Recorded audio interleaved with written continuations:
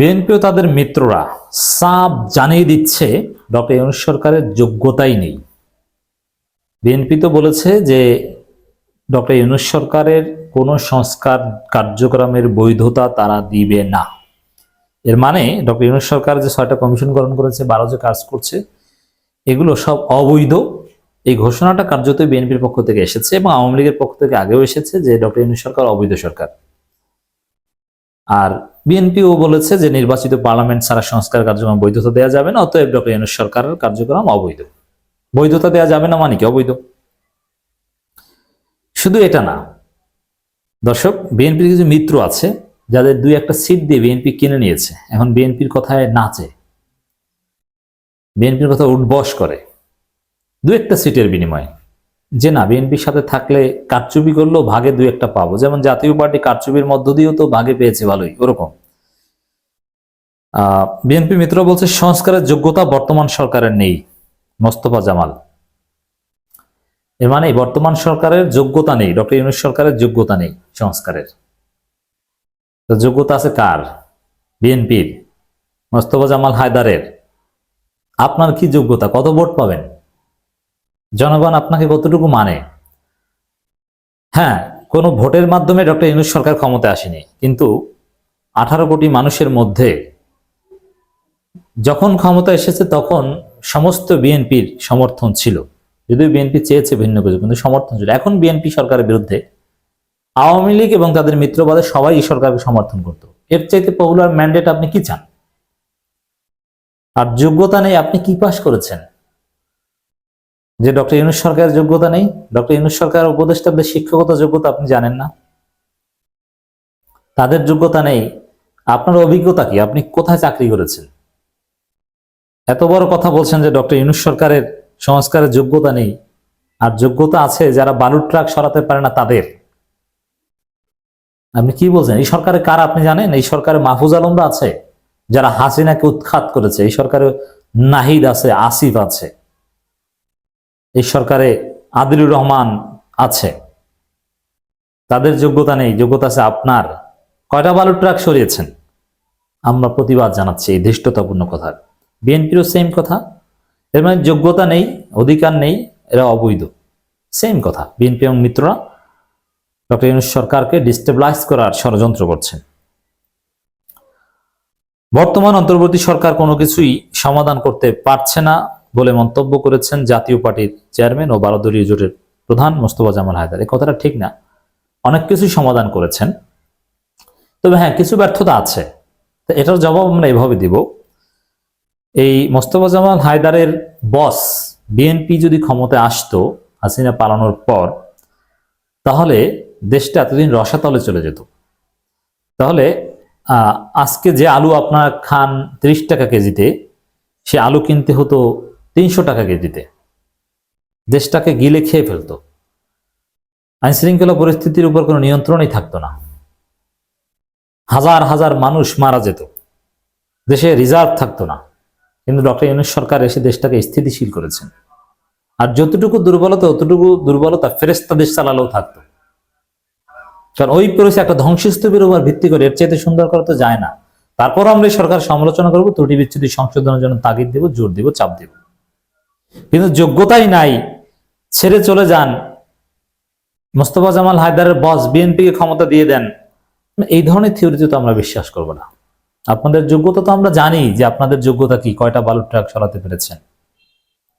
তিনি বলেন সংস্কার করার যোগ্যতা তাদের নেই, অবিলম্বে নির্বাচনের সুনির্দিষ্ট তারিখ ঘোষণা করুন, নির্বাচিত সরকারের কাছে ক্ষমতা হস্তান্তর করে সসম্মানে বিদায় নিন।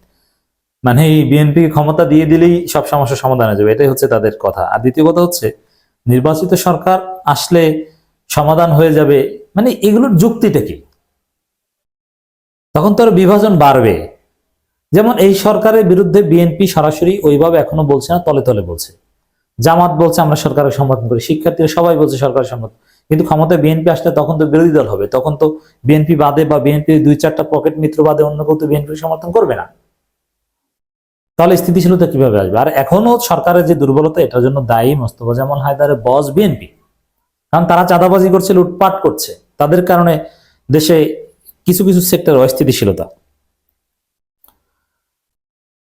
আহ মোস্তফা জামাল হায়দার বলেন, অন্তর্বর্তী সরকার গ্যাসের দাম বাড়াতে চায়, এতে করে দেশের শিল্প কারখানা ধ্বংস হয়ে যাবে।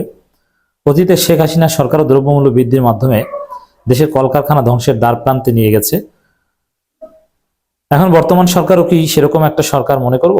দেখেন, কিছু কিছু জিনিসের উপর অতিরিক্ত ভ্যাট আরোপ করা বা এরকম একটা ঘটনা ঘটেছে, কিন্তু এই দামের প্রভাবটা সাধারণ মানুষের উপর তেমন পড়বে না বলে সরকারের পক্ষ থেকে বলা হচ্ছে। আর দ্বিতীয় কথা, একটা সরকারকে টিকে থাকতে হলে, দেশ চালাতে হলে দাম সমন্বয় করতে হয়।